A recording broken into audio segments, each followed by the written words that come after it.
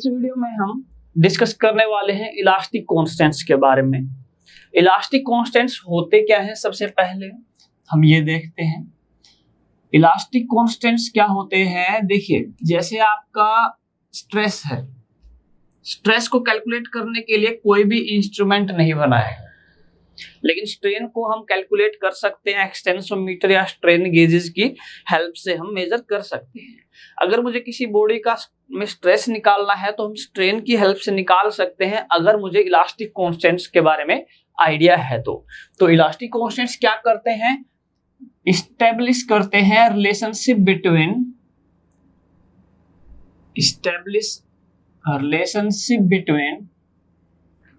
Stress and strain. Stress और strain के बीच में एक रिलेशनशिप ये इस्टेब्लिश करते हैं। ठीक है, अब बात आती है कि इलास्टिक कांस्टेंट्स से क्वेश्चन क्या आते हैं, नंबर ऑफ इलास्टिक कांस्टेंट्स पे ये बात करते हैं हमेशा। ठीक है, तो सबसे पहले मैं बात करता हूँ टाइप ऑफ मटेरियल, क्योंकि डिफरेंट टाइप ऑफ मटेरियल्स के लिए ही ये पूछा जाता है। तो डिफरेंट टाइप ऑफ मटेरियल्स कौन कौन से होंगे, इसमें सबसे पहले हमारे पास है होमोजीनियस मटेरियल। होमोजीनियस मटेरियल कौन सा होता है, देखिए जैसे मान लीजिए आपके पास ये एक मटेरियल है कोई भी, इस मटेरियल का मैंने एक टुकड़ा लिया और इस टुकड़े को निकाल के मैंने इसकी इलास्टिक प्रॉपर्टी मेजर की, कोई भी, जैसे यंग्स मॉडुलस या कोई भी बल्क मॉडुलस, जिनके बारे में हम आगे बात करेंगे। तो मैंने जो प्रॉपर्टीज पॉइंट की डिफाइन की गई है वही पूरे मटेरियल की प्रॉपर्टी है, यानी पूरे मटेरियल में से कोई से भी एक छोटा सा टुकड़ा निकालोगे तो सेम प्रॉपर्टी आपको मिलेगी, यानी हर पॉइंट पे जो प्रॉपर्टी है वो क्या है, इलास्टिक प्रॉपर्टी सेम है।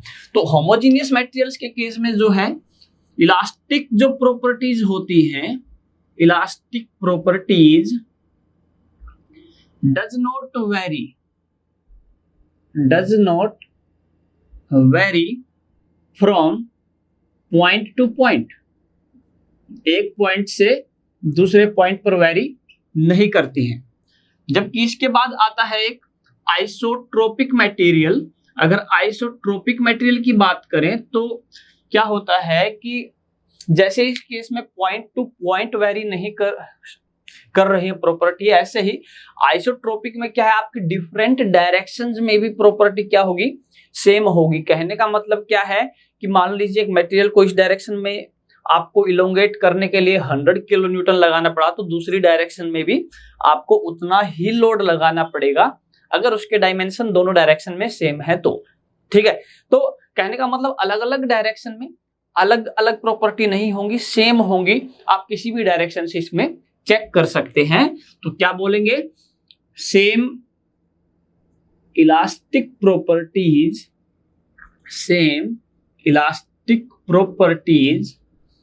in different directions,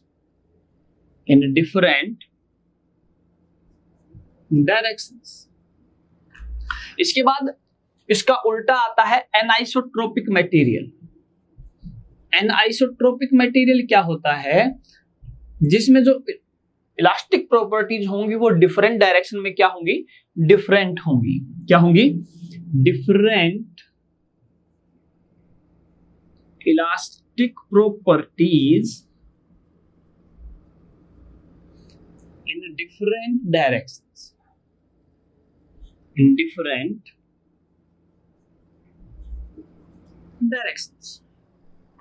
इसके बाद आता है हमारा ऑर्थोट्रोपिक मटेरियल। ऑर्थोट्रोपिक मटेरियल क्या है, एक सब केस है एनाइसोट्रोपिक मटेरियल का। क्या होगा इस केस में, ऑर्थोट्रोपिक ऑर्थोगोनल से आया है, और ऑर्थोगोनल मतलब तीन म्यूचुअल परपेंडिकुलर डायरेक्शन, जो म्यूचुअल परपेंडिकुलर डायरेक्शन उनको ऑर्थोगोनल बोला जाता है। तो यहाँ पर जो ऑर्थोट्रोपिक है, इसका मतलब जो ऑर्थोगोनल डायरेक्शन है एक्स वाई जेड, कोई भी तीन म्यूचुअल परपेंडिकुलर डायरेक्शन है, उनमें जो इलास्टिक प्रॉपर्टीज होंगी वो डिफरेंट होंगी, यानी डिफरेंट डायरेक्शन की बजाय सिर्फ ऑर्थोगोनल डायरेक्शन में ही डिफरेंट होंगी। तो यहाँ पे लिख सकता हूं मैं डिफरेंट इलास्टिक प्रॉपर्टीज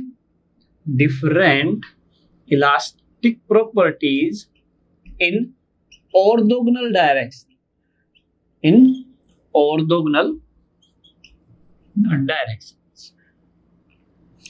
तो जब आप स्ट्रेंथ ऑफ मटेरियल पढ़ते हैं तो आप अजम्पशन एक लेके चलते हैं कि जो आपका मटेरियल है वो होमोजीनियस और आइसोट्रोपिक है।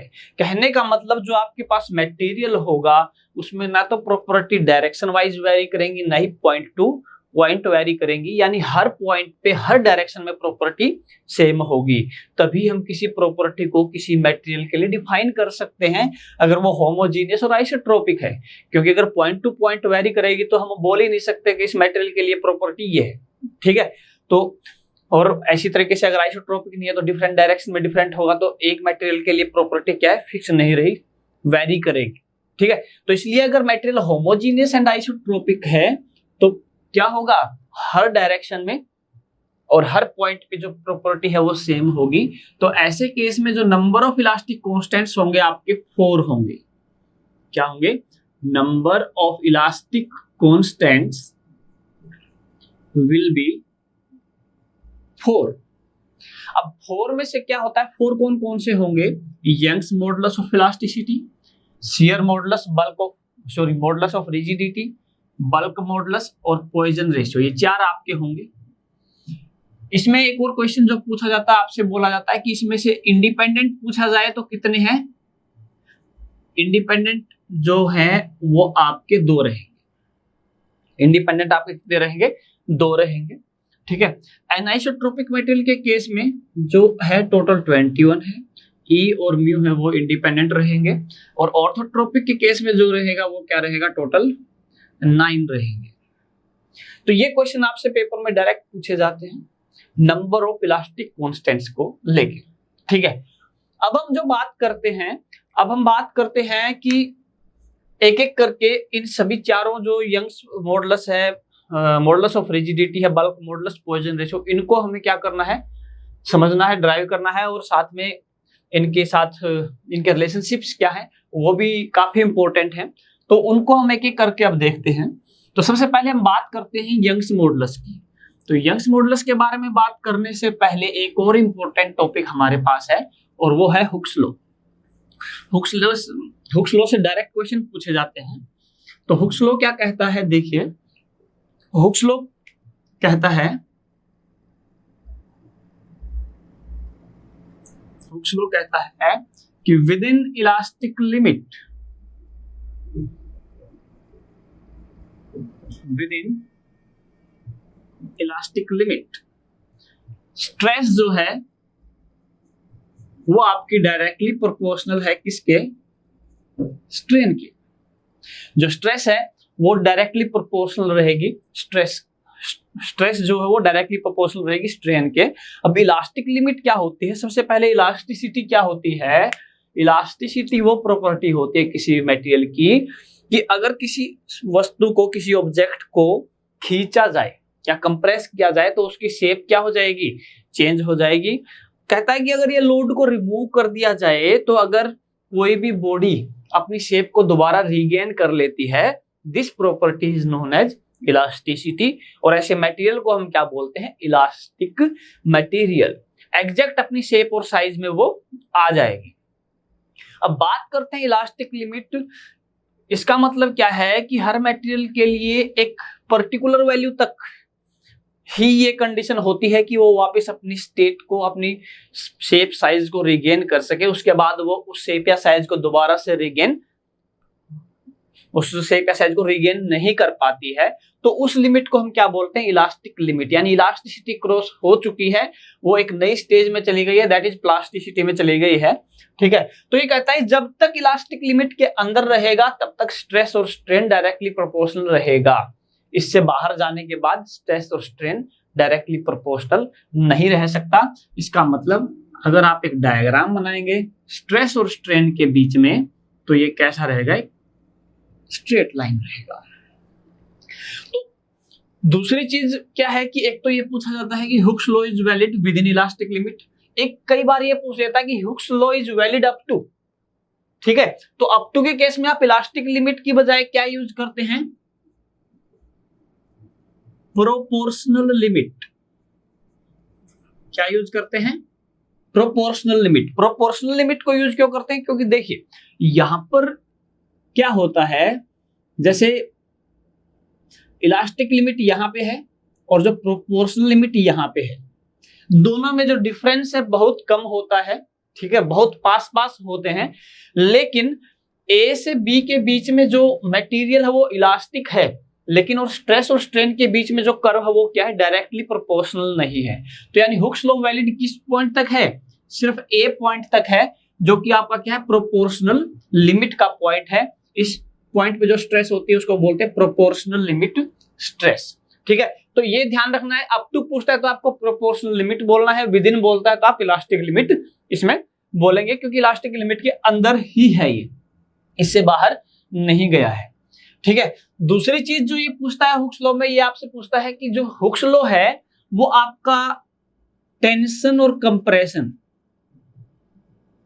टेंशन और कंप्रेशन दोनों में इक्वली वैलिड है, दोनों में इक्वली वैलिड है, यानी टेंशन में भी वैलिड रहेगा और कंप्रेशन में भी वैलिड रहेगा, और valid in the direction, valid in the direction of load, यानी वन डायमेंशन में आपका जो ये रहेगा वैलिड रहेगा, वन डायमेंशन में ये आपका जो हुक्स लॉ है ये वैलिड रहेगा, ठीक है। तो यहां पर अगर बात करें, linear stress is directly proportional to linear strain, that is sigma is directly proportional to epsilon. तो यहां पर एक प्रोपोर्शनलिटी कांस्टेंट होगा E is equal to sigma by epsilon y by x, यानी इसका स्लोप E क्या है, इस कर्व का स्लोप है, और इस E को हम क्या बोलते हैं, यंग्स मॉडुलस बोलते हैं, इसको क्या बोलते हैं, यंग्स मॉडुलस बोलते हैं, ठीक है। तो ये क्या है, Young's modulus of elasticity.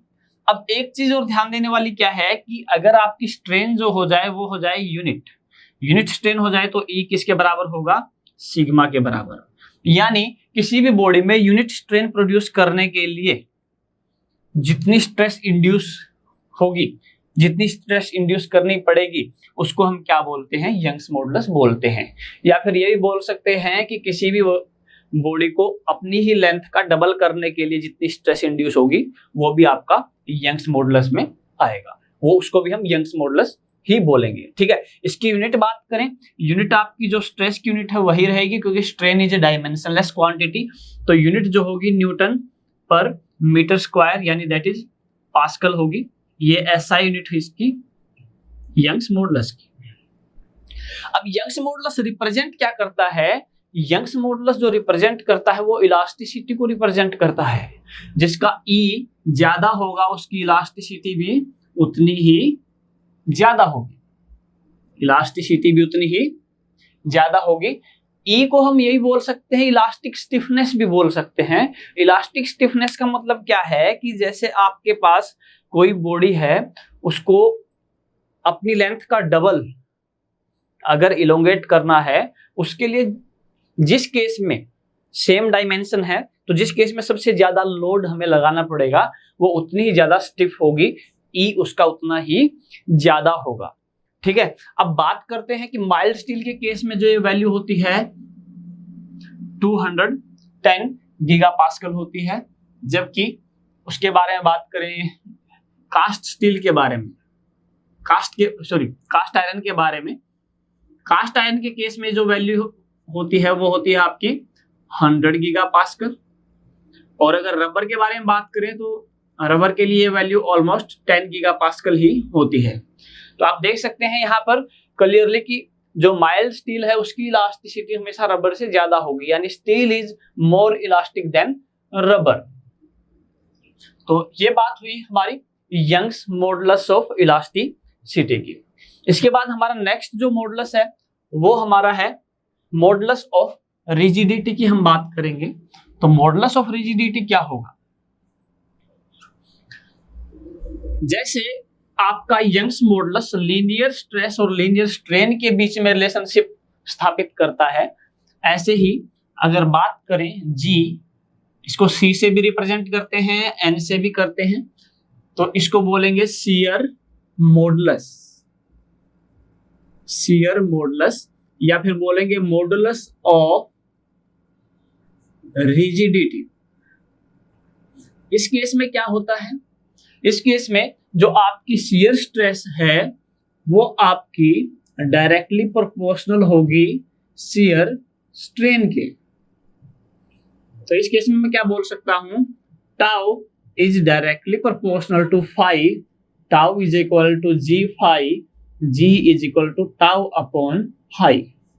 Again unit strain के लिए फाई 1 हो जाएगा तो G is equal to tau, और इसकी जो एसआई यूनिट होगी वो क्या हो जाएगी, again newton per metre square, that is pascal हो जाएगी। तो ये जो मॉडुलस है ये शियर स्ट्रेस और शियर स्ट्रेन के बीच में क्या करता है, एक रिलेशनशिप स्टैब्लिश करता है। इसके बाद जो हमारे पास आता है वो आता है बल्क मॉडुलस। अब बल्क मॉडुलस के बारे में क्या है, बल्क मॉडुलस को जो हम रिप्रेजेंट करते हैं वो के से करते हैं। बल्क मॉडुलस को हम रिप्रेजेंट करते हैं के से।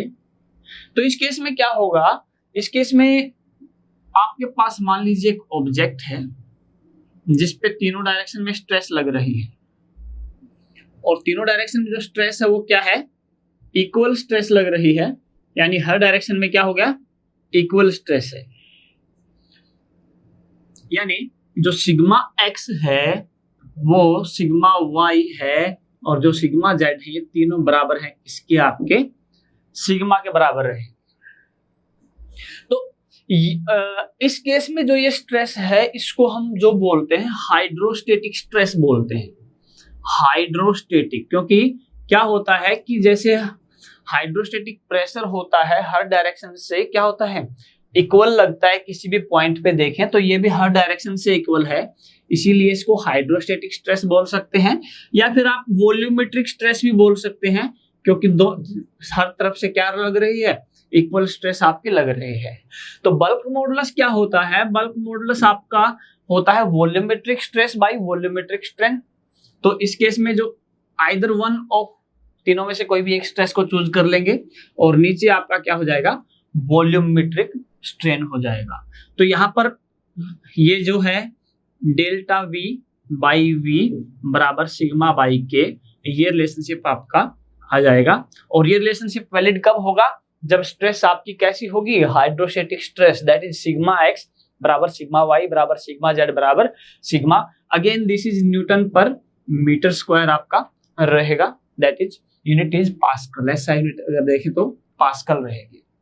इसके बाद अगर बात करते हैं पॉइजन रेशियो की, हमारा नेक्स्ट जो इलास्टिक कांस्टेंट है वो है पॉइजन रेशियो।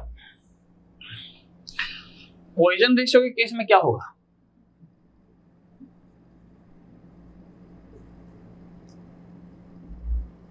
जहर वाला पॉइजन नहीं है, यहाँ पर डबल एस होगा, पॉइजन रेशियो। अब पॉइजन रेशियो क्या होता है, मान लीजिए आप किसी मटेरियल को खींचते हैं, इलोंगेट करते हैं, तो इसमें स्ट्रेन आती है जिसको हम लॉन्गिट्यूडनल स्ट्रेन बोलते हैं। और जैसा कि स्ट्रेन के टॉपिक में हमने डिस्कस किया था, अगर लॉन्गिट्यूडनल स्ट्रेन आएगी तो उसके साथ दो लेटरल स्ट्रेन भी आएंगी। अगर एक्स में लॉन्गिट्यूडनल है तो वाई जेड में लेटरल स्ट्रेन आएंगी। अगर ये टेंसाइल है तो वो दोनों कंप्रेसिव होंगी, और ये कंप्रेसिव होगी तो वो दोनों कैसी रहेंगी, टेंसाइल रहेंगी।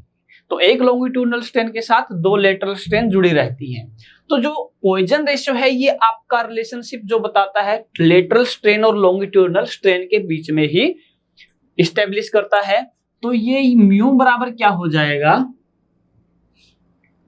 Lateral strain divided by longitudinal strain,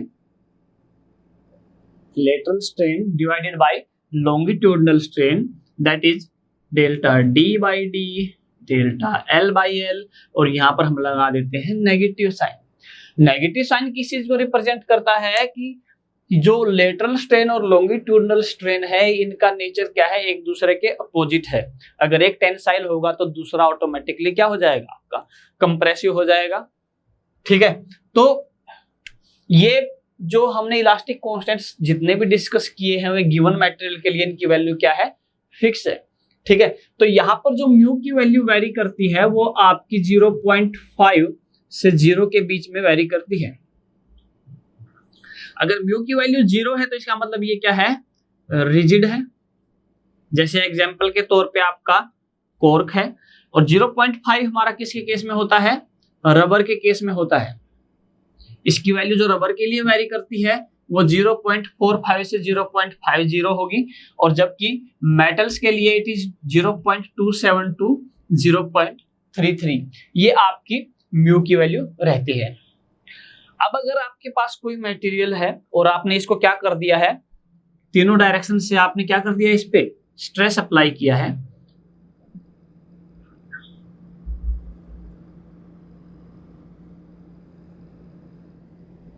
sigma x, sigma Y और सिग्मा जेड, और इसका जो पॉइजन रेशियो अगर म्यू है, ठीक है, तो क्या है, देखिए सिग्मा एक्स के कारण इस डायरेक्शन में क्या है, एक लॉन्गिट्यूडनल स्ट्रेन है, तो वाई और जेड में क्या होगी, एक लेटरल स्ट्रेन होगी। तो वो लेटरल स्ट्रेन हम कैसे निकाल सकते हैं, तो म्यू बराबर क्या हो जाएगा, सबसे पहले लॉन्गिट्यूडनल स्ट्रेन कितनी होगी, सिग्मा एक्स बाई ई, और लेटरल स्ट्रेन मुझे क्या है, निकालनी है एक्स के कारण, ठीक है। Lateral strain due to x तो कितनी हो जाएगी, एल एक्स बराबर minus mu sigma x by E. ऐसे ही y में निकाली है, z में भी सेम वैल्यू आएगी। तो इस तरीके से मैं क्या कर सकता हूं, हर एक लॉन्गिट्यूडनल स्ट्रेन और दो लेटरल स्ट्रेन इसके साथ जुड़ी है, एक लॉन्गिट्यूडनल दो लेटरल, एक लॉन्गिट्यूडनल दो लेटरल, तो 3 लॉन्गिट्यूडनल और 6 लेटरल स्ट्रेन यहां पर आ गई। और सबको ऐड करने के बाद अगर यहां पर मुझे निकालना है वॉल्यूम, वॉल्यूमेट्रिक स्ट्रेन, तो क्या होगा, वो आपका निकल के आएगा sigma x plus sigma y plus sigma z upon E into 1 minus 2 mu, ये आ जाएगा, ठीक है। अगर सिग्मा एक्स बराबर सिग्मा वाई बराबर सिग्मा जेड यानी हाइड्रोस्टेटिक स्ट्रेस का केस आ जाए, तो उस केस में क्या हो जाएगा, ये it will be 3 sigma upon E into 1 minus 2 mu. और last Poisson sorry bulk modulus के केस में हमने ये चीज देखी थी कि जो एप्सिलॉन वी है इस केस में क्या होता है, आपका एप्सिलॉन वी जो होता है वो सिग्मा बाई के बराबर भी होता है। तो सिग्मा से सिग्मा कैंसिल हो जाएगा, तो ई बराबर क्या हो जाएगा, 3k इंटू 1 माइनस 2 म्यू।